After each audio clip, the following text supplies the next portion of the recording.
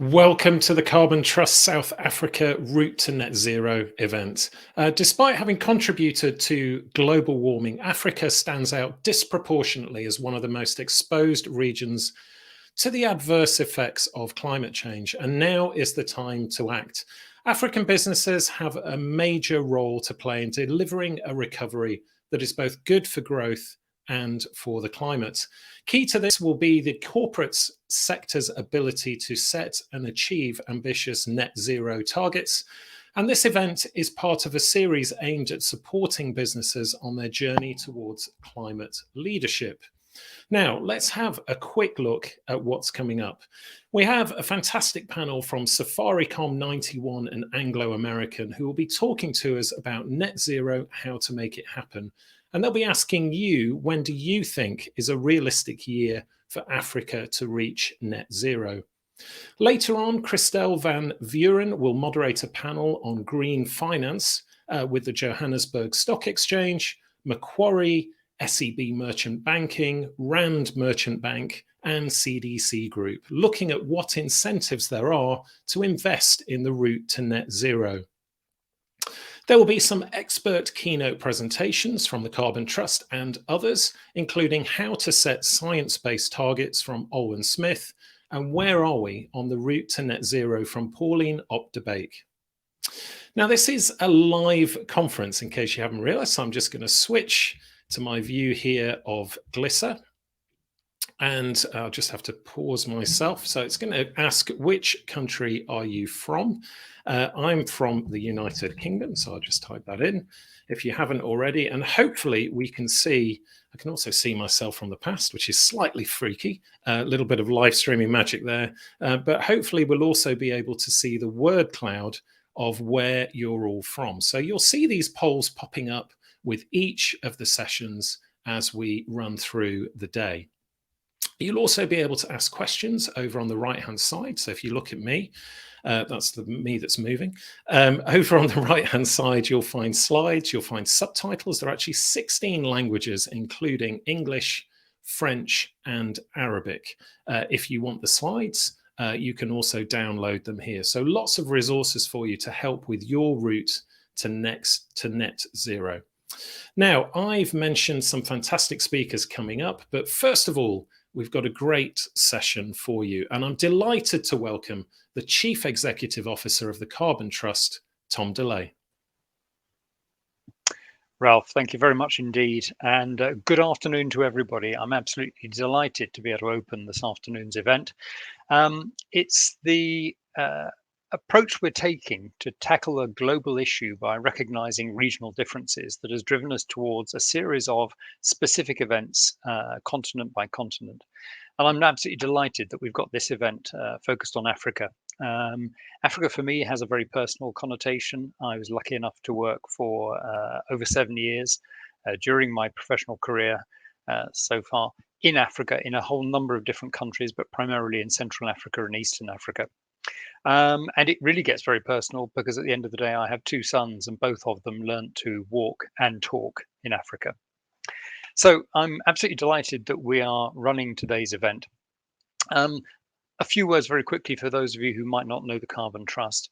We're an impact focus, not for profit, essentially. We offer as a consultancy support to corporates, to financial institutions and to governments around the world. We have over 300 staff with offices across from Beijing and Singapore in Asia, through Africa to Latin America, Mexico, presence in Brazil, and in Europe, we have offices in Amsterdam and in London. We work, as I say, by helping others achieve more. We measure our mission impact by how we can encourage and catalyze action amongst the different people that we work with, clients and partners around the world. So Carbon Trust Africa is very important.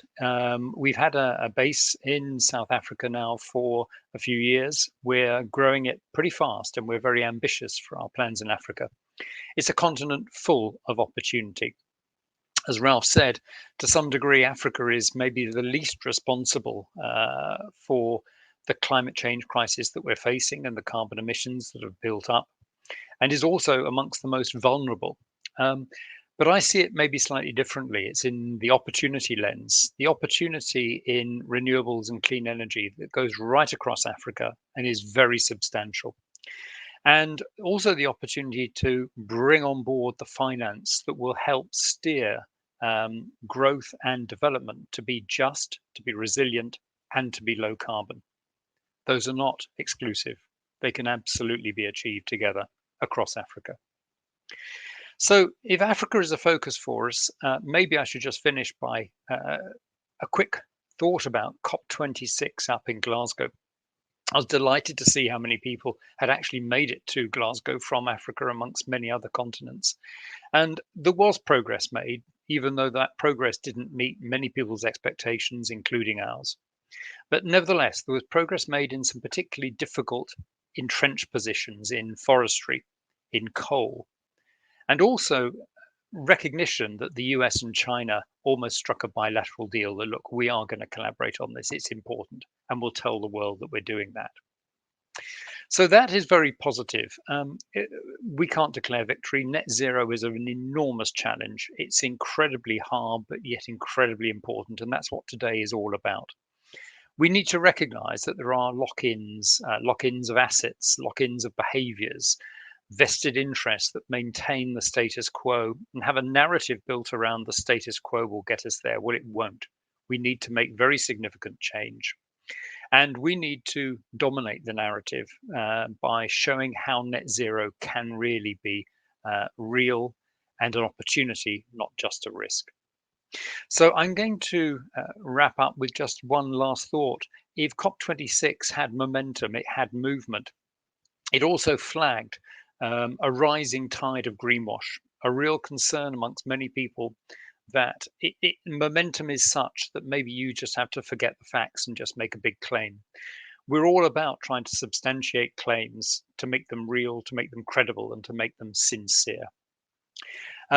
Part of that will be transparency. I can imagine in 5 years' time, there will be more transparency then than we have now. And there's an awful lot more now than we had 5 years ago. So transparency is, along with greenwash, a rising tide and one that we should welcome. So that's all from me. Look, have a really great afternoon. I'm very excited by the speakers, by the panels. It's going to be terrific. We'd love to get your input and feedback as well.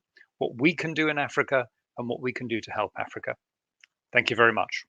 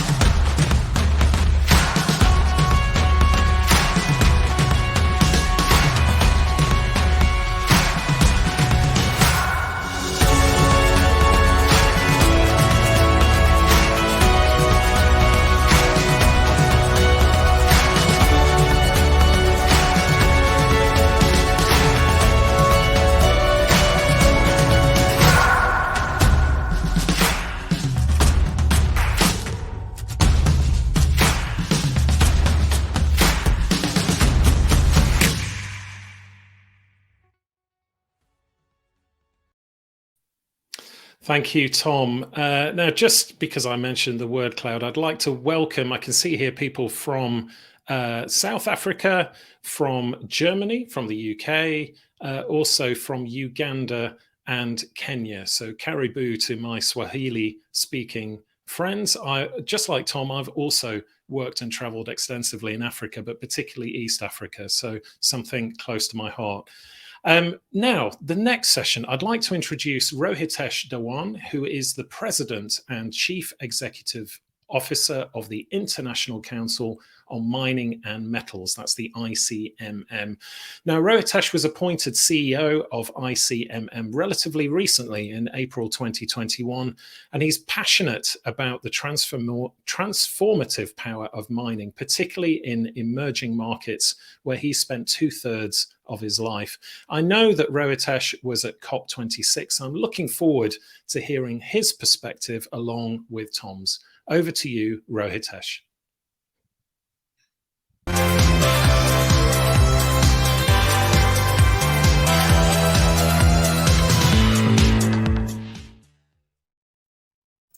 Hi, everyone. Oh, what a timely conversation to be having about the route to net zero with a focus on Africa. Because like many of you, I've just returned from Glasgow. I got to say, a few kilos heavier than I left them because of all the Mars bars that, by the way, are deep fried in Glasgow, if you didn't know that, and all the Iron Brew, which is a surprisingly good drink. But really, what I found in Glasgow was that the buzz around Africa's role in the net zero debate was so interesting.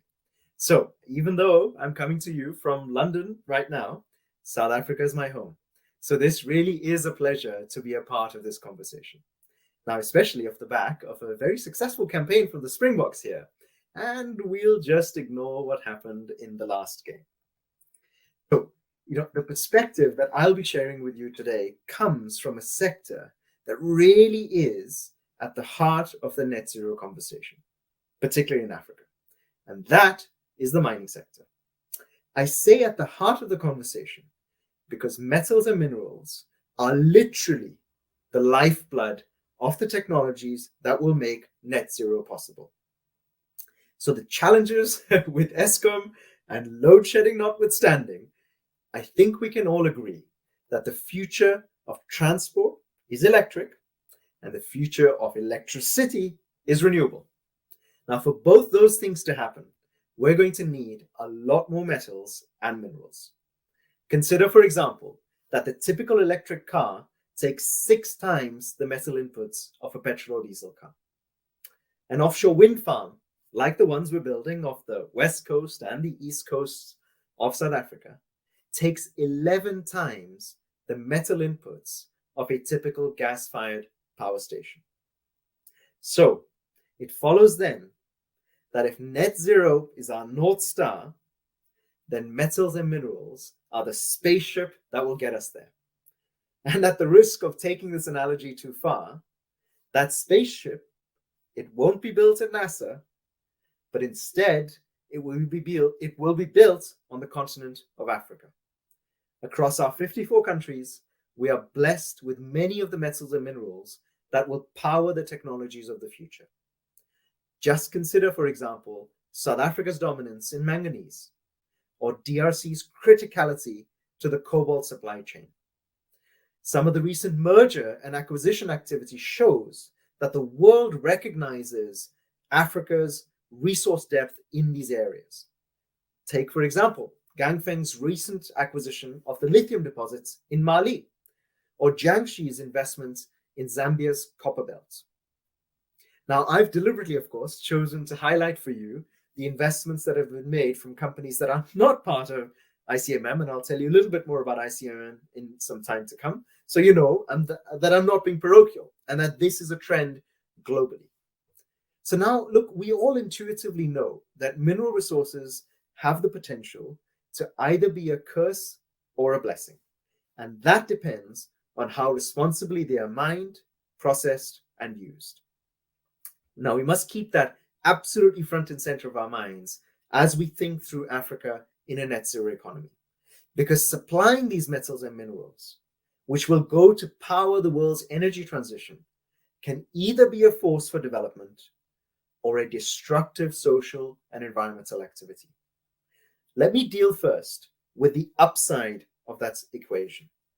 Now, research by ICMM has shown that in the last 25 years, on balance, mineral resources have been a boon rather than a curse for progress on the Sustainable Development Goals.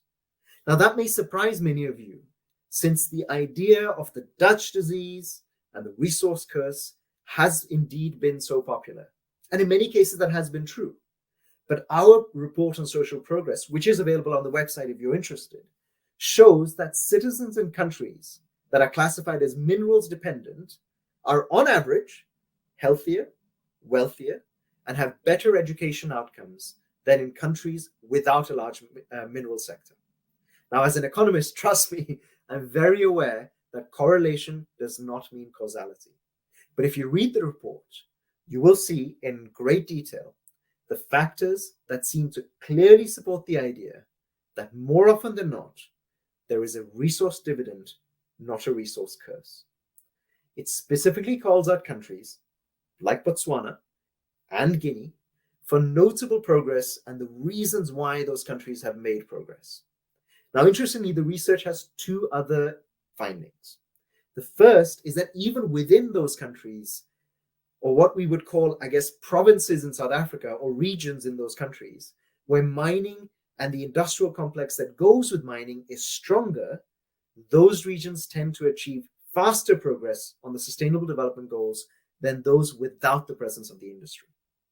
And the second interesting finding is that countries with good governance, which are in our report you will see as measured by a globally recognized governance index from the NRGI, outperform those with other levels or lower levels of governance. Now, given the recent municipal elections in South Africa, I know that the issue of governance will be top of mind for many of you. So do look at it because the findings really are very striking. So now you might be thinking a few minutes in, why am I talking about social and economic progress in a conversation about net zero, which of course is first and foremost an environmental issue? Well, the reason I'm talking about it is because in Africa of all places, we cannot separate net zero from social and economic issues. If anything, there can be no progress towards a net zero economy in Africa if we don't first create the opportunities for dignified lives for all people in Africa and the health of our ecosystems. Now, the other reason I started there was because it talks to the potential for the world's transition to net zero to be a massive developmental opportunity for the continent. Now, from the perspective of the mining sector, which I represent, which, as you know, of course, is so intrinsically tied to the lives and fortunes of so many African economies, the demand for minerals to power the energy transition in pursuit of the world's net zero goal is literally a once-in-a-generation market opportunity. And it puts Africa as the home to many of those metals in a really strong position to ride this wave and make massive leaps in development progress. But, this is a big but, and it's the other side of the story. A necessary precondition for Africa to be this supplier for the energy transition is that those metals themselves need to be produced in a net zero way. You know, we would all be kicking ourselves.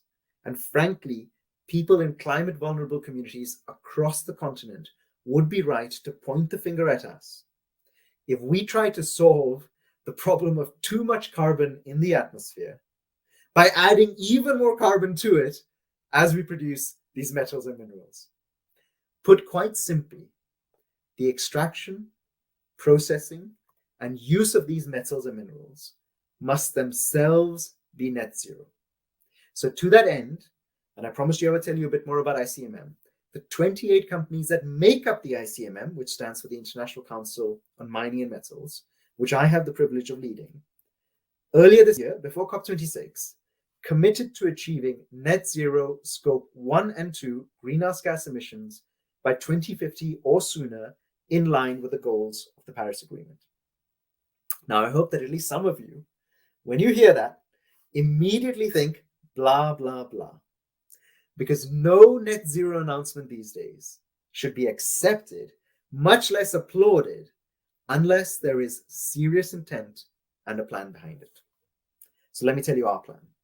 In our case, it includes a commitment by each of the 28 companies to set clear pathways by 2023, if they don't already have it, showing how each of them will meet the net zero goal.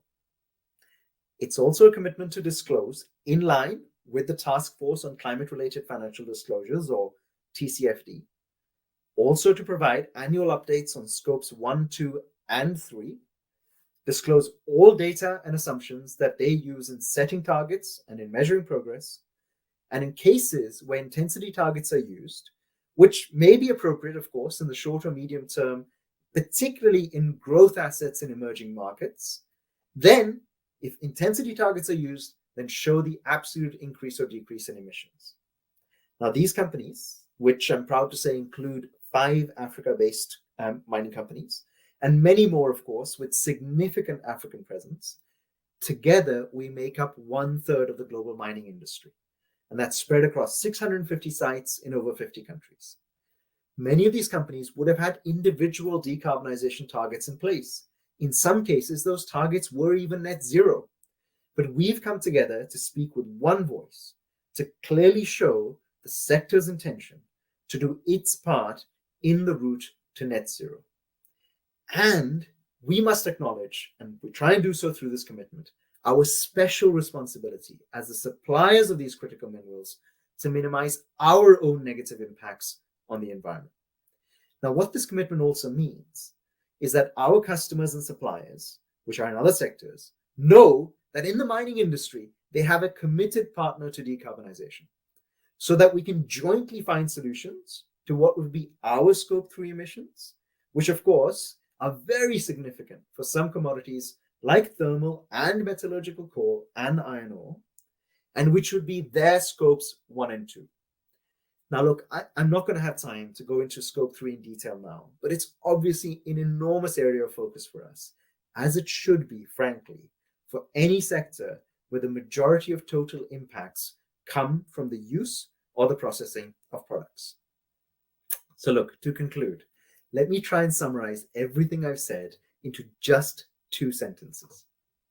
First, as a birthplace of many of the minerals that are essential to the world's energy transition, the world's collective goal to reach net zero emissions is a huge developmental opportunity for Africa. And secondly, as possibly the most exposed continent to the impacts of climate change, we have a special responsibility to ensure that those metals and minerals, or for that matter, any other sector's products, are produced with the least possible environmental impact. So the question then is, can we do both things? Perhaps instead, the question we should ask is, can we afford not to do both things? I look forward to your views on this. Many thanks.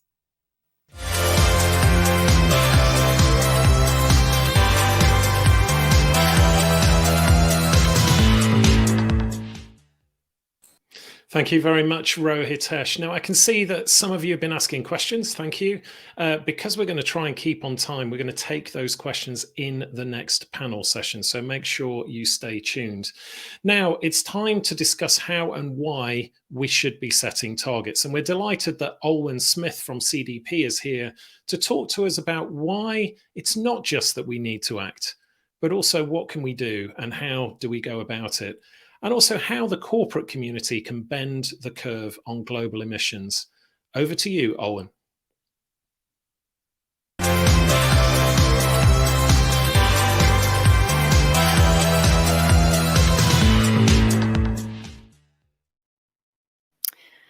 Good afternoon, all. My name is Olwen Smith, and I am the UK and worldwide regional lead for net zero campaigns at CDP, and also part of the Science Based Targets Initiative's corporate engagement team. My work focuses on driving high-emitting companies in the UK, Africa, and the Middle East to increase the adoption of science-based targets in line with the 1.5-degree future. And I'm delighted to be opening today's event with some thoughts on this topic. So I'd first like to extend my thanks to the Carbon Trust for the invitation to speak today. So opening with some global context and an explanation for why there is this urgent need for companies from across the world to set ambitious climate targets. So although at the recent COP26 summit, we did see some ratcheting up of country pledges, as well as many commitments being made in the real economy, alarmingly, with current pledges and policies, we're still likely to see 2.4 degrees of warming by the end of this century. And this would be a disaster for livelihoods and all of our ecosystems. So to limit warming to 1.5 degrees, we urgently need to bend the curve on global emissions, and the private sector needs to play a crucial role in closing this emissions gap. So turning now to an introduction to the work of the Science Based Targets Initiative, or the SBTI, as it's commonly referred to. The SBTI is a global body formed by 4 partner organizations, which are CDP, the United Nations Global Compact, the World Resources Institute, and WWF. And the SBTI enables companies to set emissions reductions targets which are in line with the latest climate science, so thereby helping to close that emissions gap that I just discussed. The SBTI was launched just before the Paris Agreement in 2015, and at that point it wasn't clear for companies how they could translate those global climate goals into something that can be implemented at the corporate level, and that's what catalyzed the creation of the SBTI. So what is a science-based target? These are corporate emission reduction targets which are in line with the level of decarbonisation that we need to meet the goals of the Paris Agreement. So putting that more simply, a science-based target will help a company to determine how much and how fast they need to reduce their own GHG emissions to keep warming within 1.5 degrees. And looking at the time frame then of these near-term science-based targets, they span between 5 to 15 years. So that means that they act as stepping stones as companies make that longer-term journey towards net zero. And this shorter time frame means that there's increased accountability and a drive for more immediate action in this crucial coming decade. And one key differentiating feature of the Science Based Targets Initiative compared to some other corporate climate mechanisms is that under this framework, companies must submit their targets for validation. So this ensures that they undergo a very rigorous assessment and thereby demonstrates to stakeholders that the targets are robust and credible and in line with science. So briefly looking at the progress that the SBTI has had globally to date, as the figures on the right-hand side of this slide illustrate, there's been very strong momentum in the number of companies joining the initiative, particularly in the past year and in the lead up to COP26. There are now close to 2,200 companies worldwide, including some of the world's biggest companies, which are setting targets through the SBTI. And this figure, the 2,200 figure, equates to almost 20% of global market capitalization. And it's also been really positive to see that setting targets and having them validated by the SBTI does actually result in real-world emissions reductions. An analysis that was carried out late last year by the SBTI demonstrated that companies with approved science-based targets are indeed delivering on the targets that they've committed to. And in fact, the average rate of reduction for emissions in their scopes 1 and 2 were exceeding the rate that's required by the SBTI criteria to be in line with that 1.5 degree trajectory. And as setting targets via the SBTI is becoming increasingly the norm in many countries and industries, the standard has gained recognition across stakeholders as a kind of gold standard for target setting. And it's seen as the most robust and credible way for companies to demonstrate that they're taking ambitious climate actions. So as this slide here shows, there's been a widespread acknowledgement of this kind of gold standard status from the media. But we're also seeing such recognition from the financial sector, where science-based targets are increasingly being used by investors as a benchmark. And in 2021, a group of 220 global financial institutions, which hold almost 30 trillion US dollars in assets, called on companies explicitly to set targets through the Science-Based Targets Initiative. And additionally, public institutions and government bodies are using science-based targets increasingly as a proxy for strong corporate climate credentials.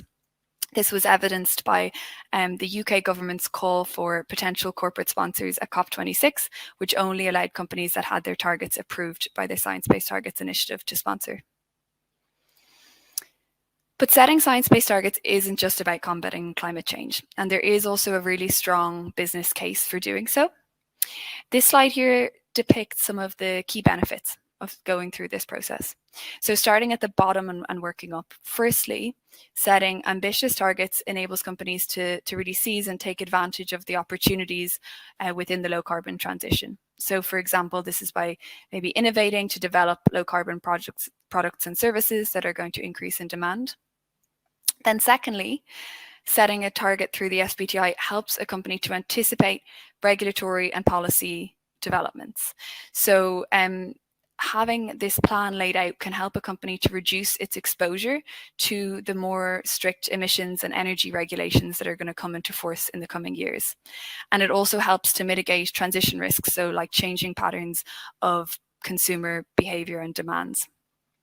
Additionally then, and thirdly, there is an inherent competitiveness behind the low carbon transition, because many companies find that they actually minimize costs related to energy or emissions related costs when they begin to decarbonize.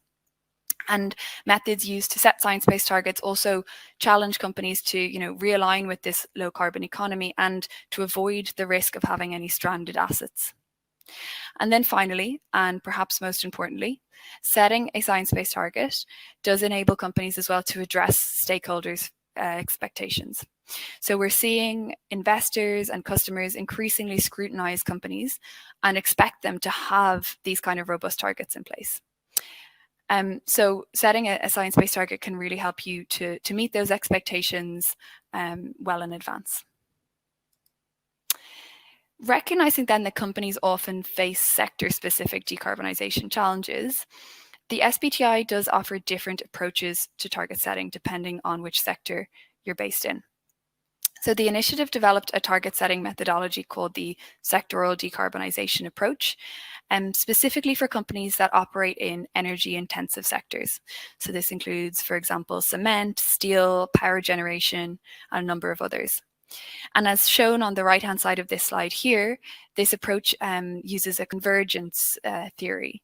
And it enables companies to set science-based targets when they're in that sector that really account for the differences in the ability to mitigate emissions and also costs. So this kind of approach really recognizes that there are differing economic and technological realities depending on your own company's sector. Oh, apologies. So turning then now to provide an overview of the science-based target setting journey.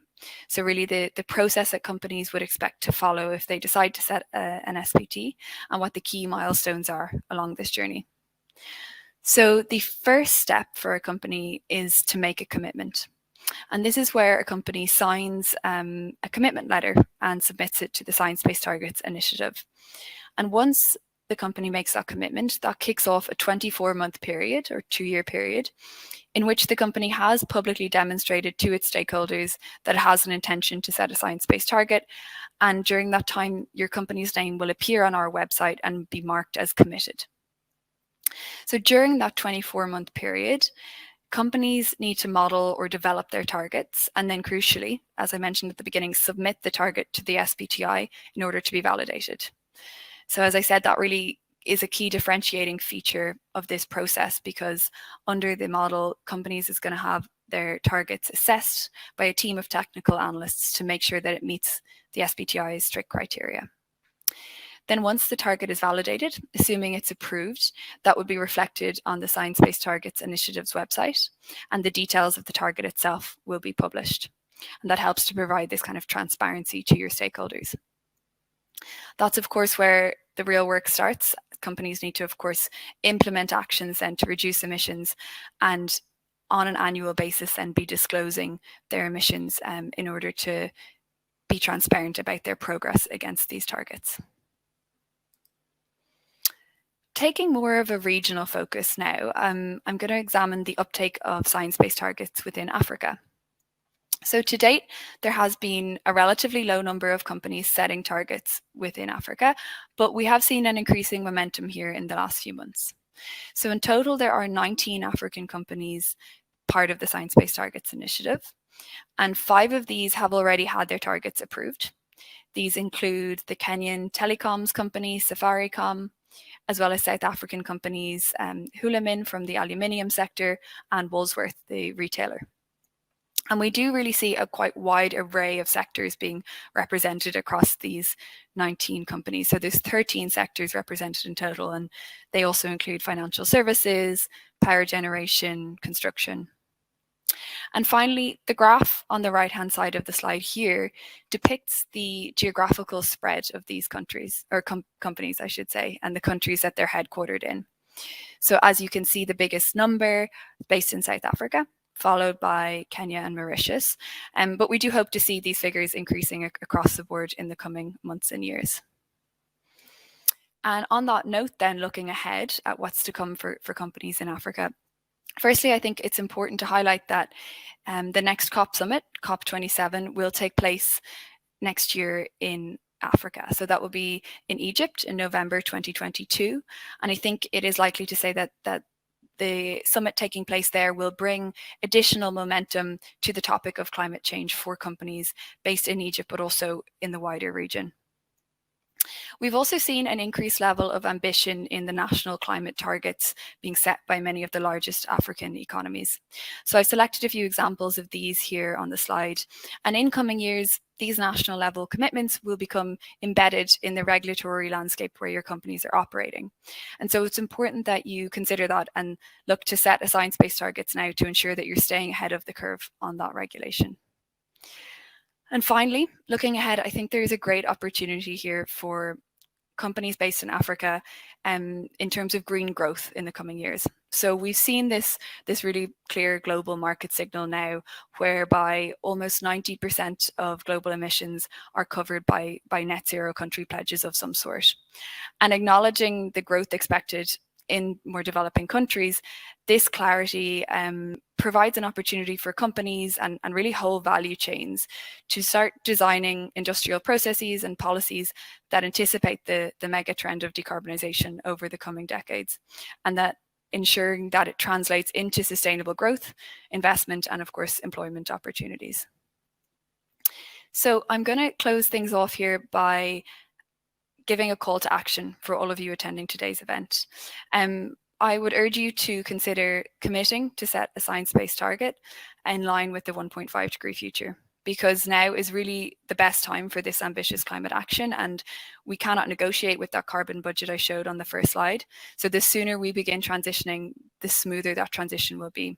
And companies that take action now are really safeguarding their own profitability in future and setting themselves up to seize opportunities for sustainable green growth. So many thanks, and I really hope you enjoy the rest of today's event.